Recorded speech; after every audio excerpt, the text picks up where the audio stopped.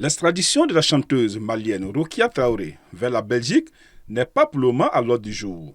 La Cour d'appel d'Italie va s'en remettre au jugement de la Cour de justice de l'Union européenne, qui devra statuer sur la validité de la demande d'extradition de l'artiste émise par la justice belge.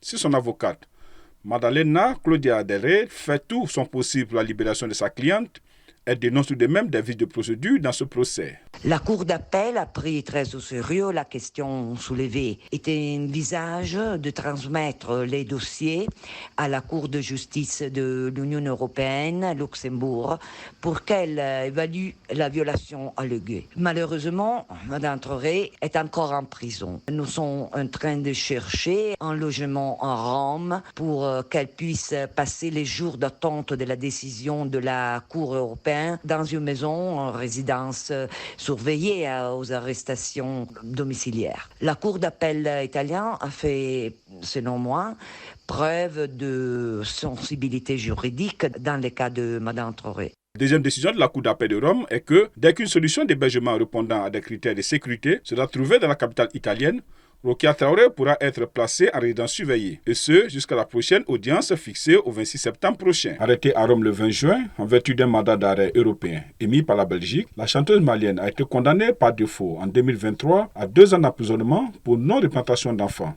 Cela dans le cadre d'un litige qui l'oppose depuis 2019 à son ex-conjoint et père de leur fille mineure, le dramaturge belge Jean Goussen. La chanteuse a été arrêtée une première fois en France en 2020 sur la base d'un mandat d'arrêt belge après avoir refusé de se conformer à une décision de justice lui demandant de remettre sa fille à son père belge. Quelques mois après sa libération conditionnelle, elle s'est envolée pour le Mali à bord d'un vol privé, défiant les ordres de ne pas quitter la France avant que son dossier d'extradition ne soit traité.